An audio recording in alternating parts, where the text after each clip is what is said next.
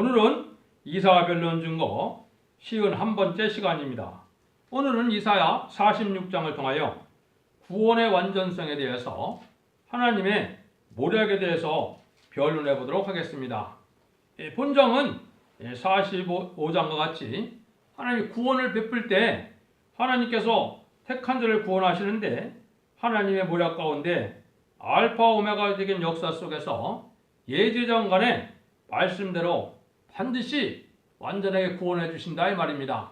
또 택한 종은 어려서부터 백발이 되기까지 하나님의 절대적인 보호 속에 구원의 완전한 역사가 진행되는데, 하나님은 과거의 모든 일을 앞으로 될 일을 고하시고 그대로 행하심으로 하나님은 모든 일들을 예전에 완전하게 마무리하시는 그런 하나님임을 우리가 확실히 믿을 수 있다 이 말입니다. 그래서 말씀을 통하여 보도록 하겠습니다. 요전을 먼저 보시면 10절인데요. 내가 종말을 처음부터 고하며 아직 이루지 아니한 일을 옛적부터 보이고 이르기를 나의 모략이 설 것이니 내가 나의 모든 기뻐하는 것을 이루리라 하였노라. 다른 신들은 이게 불가능한 일이죠. 천상천하에 하나님은 천재 대주제가 되심으로 모든 마음을 창조하셨는데 종말을 처음부터 알고 예전에 그걸 또 고하게 하시고 그런 일들을 모든 일들을 하나님의 기뻐하는 뜻으로 이루신다 이 말은 하나님의 사랑을 이루시는 것을 뜻하는 겁니다. 잠시 잠깐 하나님의 악을 허락한 것도 우리가 하나님의 사랑을 이루는 과정인 것을 알아야 하나님을 바로 알 수가 있습니다. 그래서 그 악의 세력이 이제 없어지는 때가 심판대인데 그런 완전한 구원이 종말의 구원이라 이렇게 볼 수 있는 겁니다. 그래서 성경 말씀은 하나님의 편에서 어떻게 사랑을 완성해 가느냐, 이게 성경 지식이거든요. 쓸데없이 많은 걸 알고 외운다 해서 능력이 나타나는 게 아니거든요. 여러분들 그 핵선을 잘 잡아야 됩니다. 이때는 또 바벨론 시대이기 때문에 이제 어떻게 하나님이 설명을 하시느냐 한번 보시죠. 1절 2절입니다. 벨은 엎드러졌고 누구는 구부러졌도다. 그들은 우상들은 짐승과 가축에 실렸으니 너희가 떠매고 다니던 것은 피곤한 짐승의 무거운 짐이 되었도다. 그들은 구부러졌고 그들은 일제히 엎드러졌으므로 그 짐을 구하여 내지 못하고 자기도 잡혀갔느니라. 벨과 느보라는 신이 나타나는데 이 바벨론 시대에 우상적인 신을 섬겼던 걸 얘기한 겁니다. 그러니까 지금으로 보면 이 우상들은 여기 보니까 짐승들이 옮기기에 신 만드는 거지 아무것도 아니다 이 말입니다. 살찌 그렇지 않습니까? 사람이 돌로 나무로 철로 금으로 만들었다 한들 그게 무슨 능력이 나타납니까? 참 인간들이 어리석은 거거든요. 동양의 최대다, 아시아의 최대다 이라고 그런 우상을 만들고 거기다 절하는데 여기 보니까 뭡니까? 무거운 짐이 될 뿐이지 이 환난 날에 심판 날에는 아무것도 소용이 없고 꼭 우상인들 사는 생명이 있습니까? 우상인들 아무 소용이 없는 그런 일이 이걸 우리가 객관적으로 좀 잘 보셔야 됩니다. 실제 그렇지 않습니까? 만물의 영장이 어떻게 돌과 이런 우상에 절해서 거기에 뭘 빌어본다는 게 참으로 얼마나 어리석은 겁니까? 참으로 우리가 그걸 잘 여기서 말하는 것도 그런 거죠. 하나님은 그런 세력들을 이제 우상은 절대 용납할 수 없는 시절이 바로 이 환난 때, 심판 때다 이 말입니다. 지금까지는 우상을 섬겨도 하나님이 가만히 계셨지만은 이런 환난이 올 때 이제는 그 우상은 절대 용납할 수 없다 이런 얘기거든요. 3절 4절입니다. 야곱의 집이요 이스라엘 집에 남은 모든 자여 나를 들을 자다. 배선나무로 내게 안겼고 태소나무로 내게 풍기운 너희여 너희가 노년에 이르기까지 내가 그리하겠고 백발이 되기까지 너희를 품을 것이라. 내가 지었은즉 안을 것이요 품을 것이요 구하여 내리라. 여기서 보면 택함을 받은 종은 하나님은 성경 말씀을 통해서 말씀하실 때도 이게 특별한 사명자가 있고 일반 사명자가 있습니다. 여기는 보통 특별한 사명자라면 제가 말세종이라고 그랬는데 말세종은 14만 4천 명의 변화성도 될 종들이거든요.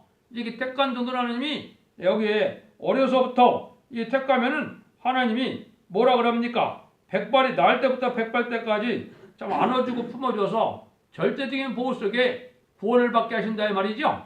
이게 얼마나 놀라운 하나님의 사랑입니까?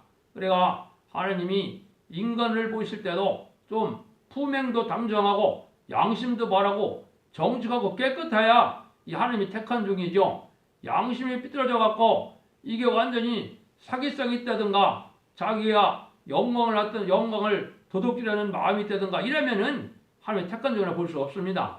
그래서 모든 걸 다 좋은 기절은 다 자기한테 갖다 붙인다고 될 일이 아니고 근본적인 것부터 우리가 고쳐져서 하나님 인정받는 일이 있어야 이게 바로 보이는 거 아니겠습니까? 하나님 여기 뭐예요? 백발이 되기까지 하나님이 너희를 품을 것이다. 이게 얼마나 고마운 말씀입니까? 그러니까 하나님 앞에 충성과 지를 다해서 하나님을 기쁘게 하고자 하는 이런 마음이 충만해야 하나님이 택한 자라 볼 수 있는 거지. 세상을 다 살아가고 욕심은 다 가지고 있고 그러면 나는 하나님의 사랑을 받았다 그런다면 그게 말이 되겠습니까? 여러분들이 이거 분별을 잘 하셔야 됩니다. 여기 보면 그런 사람들은 하나님이 이렇게 버리지 않는다 이 말입니다. 하나님은 절대 이렇게 하나님이 먼저 버리는 것이 아니다 이거예요. 우리가 말씀에 순종하지 않고 하나님의 말씀을 따라가지 않고 하나님을 영원롭게 하고자 하는 마음이 없기 때문에 인간들은 버림을 당하는 것인데 이걸 좀 잘 깨달으라 이 말입니다. 하나님은 이렇게 완전하게 역사를 하시는 걸 우리가 알 수가 있는데 이제 5절 7절입니다. 너희가 나를 누구에 비기며 누구와 짝하며 누구와 비교하여 서로 같다 하겠느냐. 사람들이 주머니에서 금을 쏟아내며 은을 저울에 달아 장색에게 주고 그것을 신을 만들게 하고 그것에 엎드려 경배하고 그것을 들여 어깨에 메어다가 그의 처소에 두면 그것이 서서 있고 거기에 능히 움직이지 못하며 그에게 부르짖어도 능히 응답지 못하며 고난에서 구하여 내지도 못하느니라. 이거는 하나님의 신을 믿는 것은 참으로 어리석은 거라 이 말입니다. 실제 그렇지 않습니까? 천국 갈 수 있는 권한, 지옥에 보낼 수 있는 권한이 인간 잡신에게 있겠습니까? 우상에게 어떻게 그런 권한이 있겠습니까? 여기도 그 얘기죠. 우상을 아주 열심히 만들어서 그냥 무거운 우상을 섬긴다는들 그것이 무슨 성이 있느냐 이 말입니다. 우상 자체가 생명이 없는데 생명이 없는 우상을 섬기는 것이 무슨 성이 있느냐 이 말입니다. 그래서 하느님을 두고 딴 신을 섬기는 것은 이제는 절대로 이제 용납할 수 없는데 이 천지를 창조 하나님은 어떤 신과도 비교할 수 없다는 겁니다. 하나님이 비교를 하려면은 예언을 하고 예언을 성취시켜 보라 이 말입니다. 그렇지 않습니까? 예언이 성취돼야 참신이지 역사를 주관하는 신이지 이게 뭐 지금 현대로서 부경을 누리게 한다. 이것은 이게 참된 신의 역사가 아닙니다. 여러분들을 이걸 잘 생각해 보셔야 됩니다. 8절입니다. 너희 패역한 자들이 이 일을 기억하고 장부가 되라. 이 일을 다시 생각하라. 하나님은 우리의 보고 장부가 되라 이 말이죠. 좀 담대한 신앙을 가지라 이 말입니다.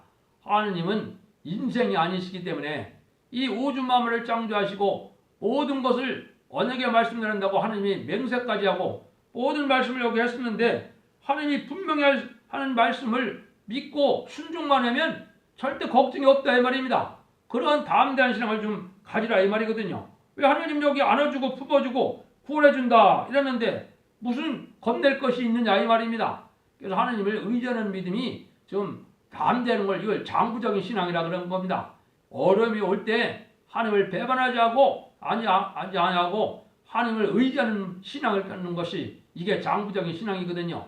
등 뜨시고 배불릴 때 하나님 찾다가 어려움이 오면은 하나님을 잊어버리는 이거는 장부의 신앙이 아니거든요.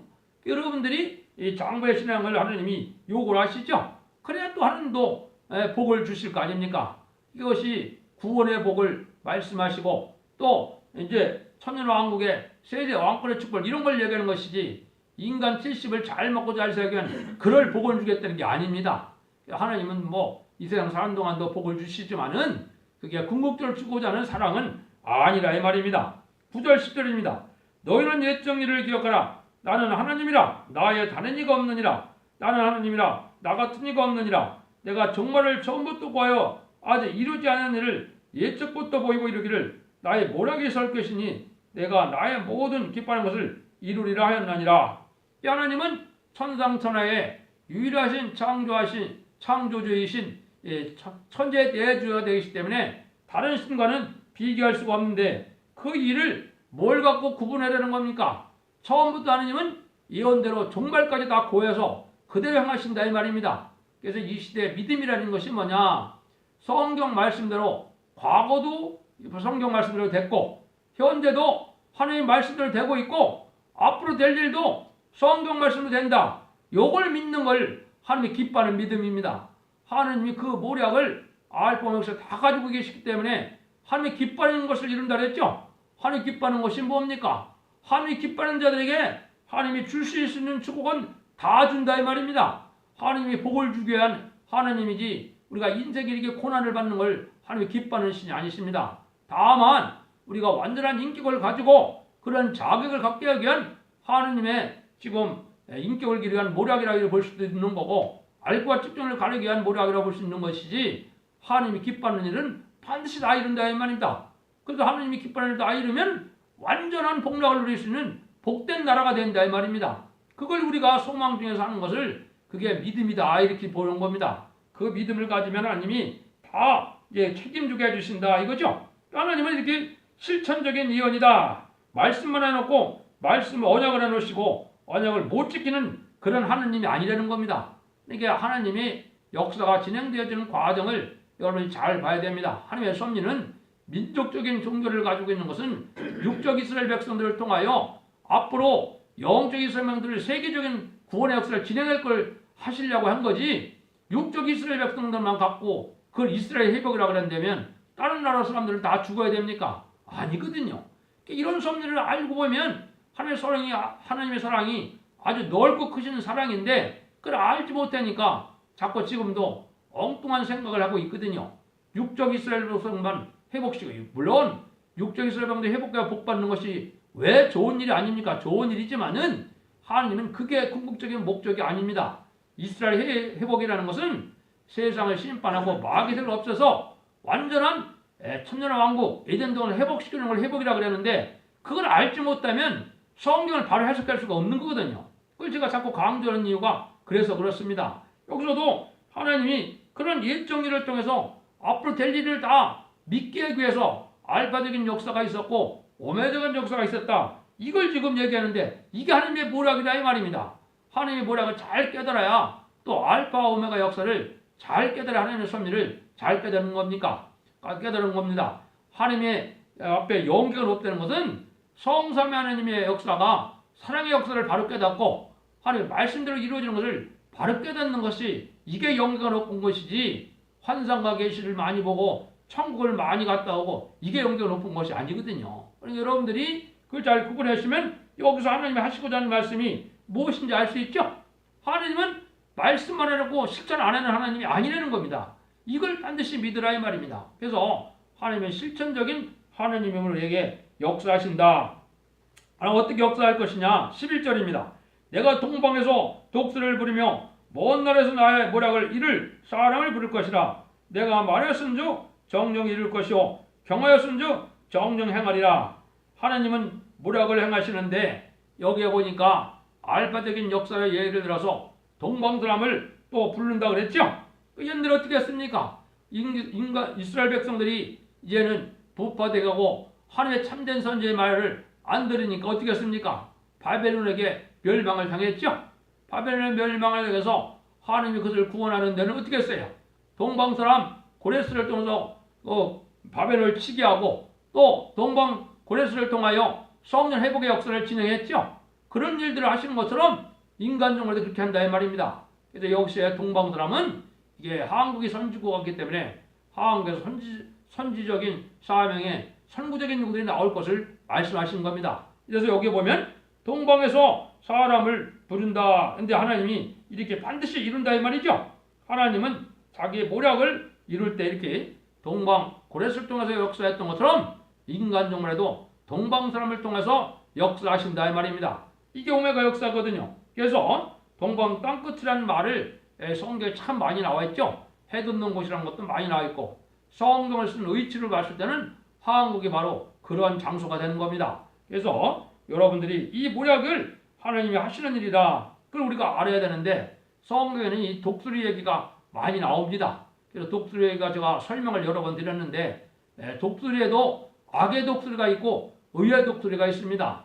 악의 독수리는 북방 세력이 아주 강하는 걸 악의 독수리로 표현을 하셨고 또 의의 독수리는 하나님 앞에 기이 쓰임 받아서 하나님의 권세 능력을 받아 쓰임 받는 세력의 무리를 또 독수리라고 표현을 하셨습니다. 그래서 여기 독수리라는 말을 쓰시는데 그런 것을 이제 동방에서 부르는 독수리다 이런 얘기를 했죠. 동방에서 하나님의 큰 권세 능력을 행하는 이런 종들이 나와서 하나님의 보락을 이루어서 새 시대를 이룬다 이걸 볼 수가 있는 겁니다. 그래서 이제 독수리가 되려면은 하나님 앞에 세인 권세를 받는 날까지 우리가 참고 기다리며 하나님이 이제 능력 역사를 행하는 날은 바로 세인 권세를 받는 건데 세인 권세라는 건 단지 그냥 피곤하지 않는 정도가 아니고 천지전능하신 하나님의 능력의 역사가 우리 몸에 오는 거거든요. 이게 동방 역사의 성무적인 종들이거든요. 그런 일들을 하나님이 하신다 이렇게 지금 40장부터 말씀해 오고 있죠. 여러분들 계속 들어보시면 얼마나 이게 합법적으로 잘 되어 있습니까? 하나님이 빠짐없이 이렇게 의문할까 저렇게 의문할까 다 의문 그런 걸 다 미리 다 풀어놓으셨죠. 성경을 볼 때 무슨 주석이 필요하고 무슨 다른 게 필요합니까? 성경 자체에 다 나와 있는데 그러니까 그걸 여러분들이 성경 변론을 이렇게 잘 알아셔야 됩니다. 그러면은 어떻게 돼야 되느냐? 12절 13절입니다. 마음이 완악하여 악에서 멀리 떠난 너희여 의에서 멀리 떠난 너희여 나를 들으라. 내가 나의 의를 가깝게 할 것인즉 상거가 멀지 아니하며 나의 구원이 지체하지 아니할 것이라. 내가 나의 영광을 이스라엘을 위하여 구원을 시온에 베풀리라. 하나님이 인간에게는 이렇게 지류하고 오랜 세월 것 같지만 악을 허락하지 않고 악을 멸할 때는 이 하나님이 바로 이제 진행하신다 이 말이죠. 모든 하나님의 정한 때가 있는 겁니다. 그래서 정한 때라는 것이 이제 기독교의 종말도 있고 이제 인간의 종말도 있고 인간의 종말에 하나님의 역사가 시작되면 상거가 가깝다 그랬죠. 그 일이 멀지 않다 이 말이거든요. 하나님이 이 일을 하실 때는 가까운 건데 그 중에 하나가 바로 뭐냐? 이 원서를 하나님이 빠짐없이 변론하게 하시고 이 변론대로 하나님이 순종하면 복을 주고 순종치 않으면 이제 멸망한다. 이게 요체거든요. 이게 하나님의 마지막 사랑의 경고라고 여러분들이 인식해야 되는 겁니다. 그러면 하나님이 이제는 구원을 베풀어서 이 하나님이 복을 베푼다 이 말이죠. 그러므로 하나님은 우리가 말씀을 따라가는 그런 것이 지금 중요한 것이고 하나님이 지금 인도하는 방법도 뭘 가지고 인도하느냐? 천군 천사도 동원되고 성령의 인도도 다 동원되지만은 결국은 말씀의 빛깔의 역사하시는 겁니다. 말씀을 바로 깨닫는 거, 하나님의 섭리대로 성경을 깨닫는 것이 이게 말씀의 빛이고요. 그걸 모르는 것을 흑암이라 그러는 겁니다. 흑암에는 누가 역사합니까? 거기는 마귀가 개입되는 거고 빛의 역사는 하나님의 신이 개입돼서 승리하는 것입니다. 그래서 지금 우리나라나 세상이나 이게 흑암의 세력과 빛의 세력이 지금 아주 강하게 대적하는 그런 대립하는 그런 시절이 온 겁니다. 한국의 상황에 보면 흑암의 세력이 얼마나 강하다 이걸 깨닫는 것이 중요합니다. 이것이 말씀을 바로 믿어야만 그걸 말씀을 바로 깨달아야만 그 일들을 알 수 있는 겁니다. 그래서 다시 한번 말씀드리면 하나님의 옛날 모략적인 것은 동방고레스에게서 고레스를 통하여 예루살렘을 복광 듯이 마지막 때에도 동방 사람에게 심판의 비밀이 나타나서 그 모략을 동방 사람을 통해서 이룬다는 말씀을 여기 말씀한 겁니다. 그래서 여기서 이스라엘을 구원하여 시온에 베푼다 그랬죠. 그것도 세계적인 구원을 뜻한 겁니다. 먼저 한국이 구원받지만은 세계적인 구원을 뜻한다 이렇게 볼 수 있는 겁니다. 결론을 말씀드리고 마치도록 하겠습니다. 하나님께서는 택한 자를 절대 버리지 않고 구원하여 당신의 말씀을 추도 어김없이 이루어 주시되 과거와 같이 미래도 이루어 준다는 것을 가르친 것입니다. 믿음이 좋다는 것이 뭐냐? 하나님의 말씀은 일적 이름도 떨어짐 없이 성취력이 있다. 이렇게 믿어지면 이게 믿음이 좋은 겁니다. 성경 말씀은 헛되이 하신 말씀이 없다 이 말입니다. 그래서 여러분들이 그걸 믿으셔서 인간 종말에 하나님이 완전한 구원을 베풀어 하시는 그 사랑을 누리는 복된 성도와 종님들이 되기를 예수님으로 축원드립니다. 아멘.